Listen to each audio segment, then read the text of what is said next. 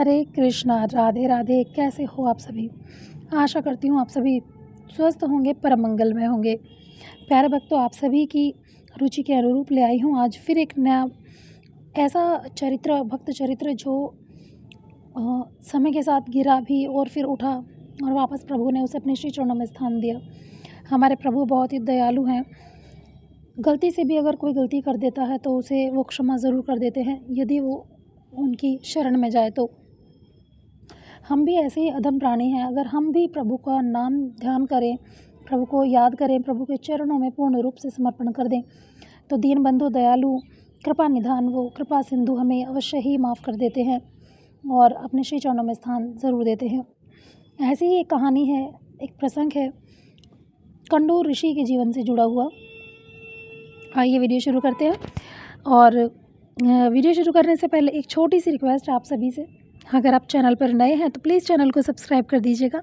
Video अच्छी लगे तो लाइक ज़रूर कर दीजिएगा। साथ ही कमेंट सेक्शन में राधे राधे ज़रूर लिखिएगा। आइए शुरू करते हैं कंडू ऋषि की जीवन की कहानी। ब्रह्मा अक्षरम मजम नित्यम यथासौ पुरुषोत्तमः तथा रागादयो दोषाः प्रियांतु प्रशमं ममः। जैसे भगवान पुरुषोत्तम सर्वव्यापक, निर्विकार, अजन्मा एवं नित्य हैं, वैसे ही उनके स्मरण से हे गोविंद मेरे राग आदि दोष शांत हो जाएं। मन बड़ा ही प्रबल है। जन्म जन्म से वासनाओं के संस्कार चित्त में दबे पड़े हैं। कब कौन सा दोष, कौन सी वासना भड़क उठेगी, इसका कुछ ठिकाना नहीं है। जो दोष अपने में ढूंढने से भी नहीं जान पड़ते, वे ही समय पर आकर इस प्रकार उमड़ पड़ते हैं कि मनुष्य उनका दास बन जाता है। सारे नियम, सब विचार धरे के धरे रह जाते हैं। अपने बल पर जो संयम करना चाहता है, उसके संयम का भवन पानी पर खड़ा है। धर्म के स्वामी तो अच्युत हैं। भगवान के भरोसे, उन्हीं की कृपा के सहारे धर्म एवं संयम जब चलते हैं तभी वे सुदृढ़ होते हैं। भगवान पर विश्वास होना ही धर्म का प्राण है। जहाँ प्राण नहीं है वहाँ सामाजिक सदाचार के रूप में संयम, सत्य आदि हों, यदि हों भी तो वे मृत हैं। वे कब नष्ट हो जाएंगे, इसका कुछ ठिकाना नहीं है। प्राचीन काल में कंडू नाम के एक मुनि गोमती नदी के तीर पर एकांत स्थान में तपस्या करते थे। उनका तपोवन फूलों फलों से भरे वृक्ष लताओं से बड़ा ही सुहावना था। वहाँ वे मुनि व्रत, उपवास, मौन आदि नियम संयम का पालन करते हुए कठोर तप में लगे रहते थे। गर्मी में वे पंचाग्नि तापते, वर्षाएं खुले स्थान में भूमि पर पड़े रहते, जाड़ों में भीगा वस्त्र पहनते या जल में खड़े रहते। मुनि का तप देखकर देवराज इंद्र डर गए। उन्होंने तप में विघ्न डालने के लिए प्रमलोचा नाम की अप्सरा को कामदेव के साथ भेजा। मुनि के आश्रम में आकर वह अप्सरा उनके सामने नाचने गाने और उन्हें लुभाने लगी। कामदेव ने मुनि के मन में क्षोभ उत्पन्न कर दिया। मुनि अब तक अपने तप के ही बल पर रहने वाले थे। भगवान का आश्रय उन्हें अभी था ही नहीं। वे उस अप्सरा के वश में हो गए। कामवश होकर प्रमलोचका को उन्होंने आश्रम में रख लिया और तपोबल से स्वयं 16 वर्ष के युवक बनकर उसके साथ रहने लगे। वे अप्सरा में आसक्त हो गए थे। उनके स्नान, संध्या, हवन, तर्पण, व्रत, नियम, उपवास सब छूट गए। इस प्रकार एकांत में स्त्री का साथ बड़े बड़े तपस्वियों के लिए भी पतन का कारण हो जाता है। आजकल अमर्यादित रूप से स्त्री पुरुषों के मिलने तथा वयस्क लड़के लड़कियों के साथ पढ़ने पर जोर देने वाले भाई नहीं समझना चाहते कि इससे कितने अनर्थ होंगे। साधक को तो एकांत में किसी भी पर स्त्री के साथ कुछ देर भी रहना, उससे बात करना सर्वथा त्याग देना चाहिए। वह स्त्री चाहे कोई भी हो और उससे अपना कोई भी संबंध क्यों ना हो। कंडू मुनि कामवश उस अप्सरा में इतने आसक्त हो गए कि उन्हें रात दिन, पक्ष, मास, इनका तो क्या वर्षों का भी पता नहीं चला। इस प्रकार 100 वर्ष बीत जाने पर अप्सरा स्वर्ग जाने की इच्छा प्रकट करती है तो मुनि उसे कुछ दिन और ठहरने को कहते हैं। 100 वर्ष और बीत जाने पर प्रमलोचा ने फिर आज्ञा मांगी, तब भी ऋषि ने उसे कुछ दिन और ठहरने को कहा। इसी प्रकार शताब्दियां बीतती चली गईं। मुनि आज्ञा देते नहीं थे और उनके शाप के डर से अप्सरा जाती नहीं थी। एक दिन पूर्वकृत पुण्यों के प्रभाव से मुनि को कुछ चेतना आई वे शीघ्रतापूर्वक कुटिया से बाहर जाने लगे। अप्सरा ने पूछा, आप कहाँ जा रहे हैं?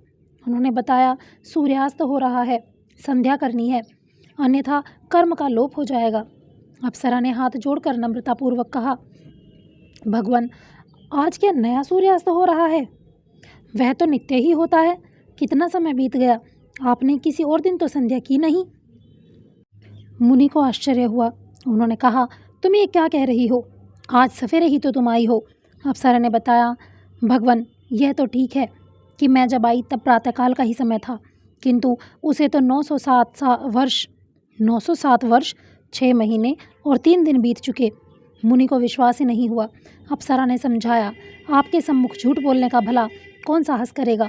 फिर जब आप आज सतपथ पर पुनः आरूढ़ हो रहे हैं, तब मैं इस समय आपसे झूठ कैसे बोल सकती हूँ?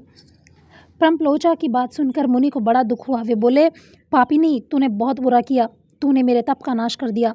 मैं तुझे शाप दे सकता हूँ, पर सत्पुरुष जिसके साथ 7 पग भी चल देते हैं, उसे अपना मित्र मान लेते हैं। मैं तो इतने दिन तेरे साथ रहा, तेरा दोष भी क्या है? मैं ही इंद्रियों का दास हूँ, मुझे धिक्कार है। मेरा मन मेरे वश में नहीं, विषय लोलुपता में फंसकर मैंने स्वयं अपना सर्वनाश किया है। अब तू यहाँ से शीघ्र चली जा। प्रम्लोचा प्राण बचाकर भाग गई।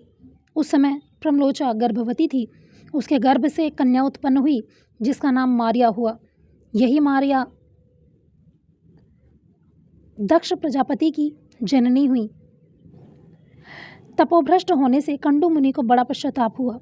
ये बहुत ही दुखी हुए और उस स्थान को छोड़कर श्री जगन्नाथ धाम चले गए।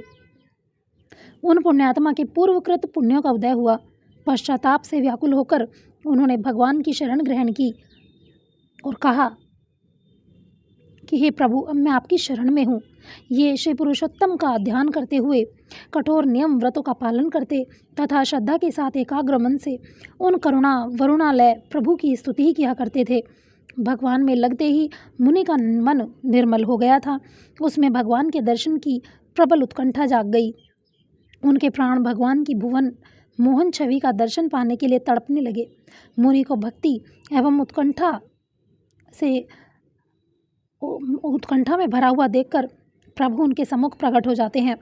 अलसी के फूल के समान रंग वाले परम सुंदर सुकुमार ज्योतिर्मय श्रीअंग पर पीतांबर पहने, शंख चक्र गदा पद्म धारण किए, वक्ष स्थल पर श्रीवत्स के चिन्ह तथा वनमाला से भूषित त्रिभुवन सुंदर भगवान को मुनि अपने सामने देखते हैं।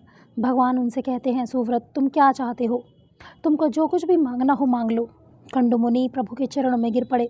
उनके मुख से निकला, आज मेरा जन्म सफल हो गया। उन्होंने भगवान की पूजा को की और फिर भगवान के गुण प्रभाव आदि का वर्णन करते हुए उनकी स्तुति की। भगवान के पुनः वरदान मांगने को कहने पर मुनि ने कहा, प्रभु, यह संसार बड़ा ही दुस्तर सागर है तो यह अनित्य, दुखमय तथा केले के पेड़ के समान सारहीन, यह मापा ही नहीं जा सकता। जल के बुलबुले के समान क्षणभंगुर है, फिर भी इसमें महान उपद्रव है। यह भयानक है, कष्ट ही कष्ट है इसमें। आपकी माया से इसमें मोहित होकर अनादिकाल से मैं इसके चक्कर में लगा हूँ। मैं इतने लंबे समय से इसमें डूबा रहा, फिर भी इसका अंत नहीं मिला। अब मैं इससे भयभीत होकर आपकी शरण में आया हूँ। देव देवेश गोविंद, आप मुझ पर कृपा कीजिए। मुझे संसार सागर से सदा के लिए पार कर दीजिए। भगवान ने कहा, मुनि, तुम्हें अवश्य मोक्ष प्राप्त होगा। स्त्री या पुरुष, किसी भी वर्ण का कोई भी मनुष्य हो, जो कोई मेरी शरण में आता है, उसे जो मेरी भक्ति करता है वह अवश्य मुझे प्राप्त कर लेता है। भक्त वत्सल श्रीहरि मुनि को वरदान देकर अंतर ध्यान हो जाते हैं। कंडू मुनि ने भी समस्त कामनाओं को त्याग कर, ममता तथा अहंकार को छोड़कर इंद्रियों को भली भांति संयत करके मन को भगवान में लगा दिया और वे देव दुर्लभ परम पद को प्राप्त हुए। बोले जगन्नाथ भगवान की जय। तो प्यारे भक्तों, ऐसे हैं हमारे प्रभु करुणा निधान, शील के सागर, दया के सागर। हम कितने भी पापी क्यों ना हो जाएं, यदि फिर भी हमें प्रभु की शरण प्राप्त हो जाती है, यदि हम प्रभु के चरणों में शरणागति कर दें, तो प्रभु हमें अवश्य अपनी शरण में लेते हैं। आई होप आपको इस कहानी से बहुत कुछ सीखने को मिला होगा। जो भी आपको सीखने को मिला, जो भी आपको नया लगा, वो कमेंट सेक्शन में ज़रूर बताकर जाइएगा।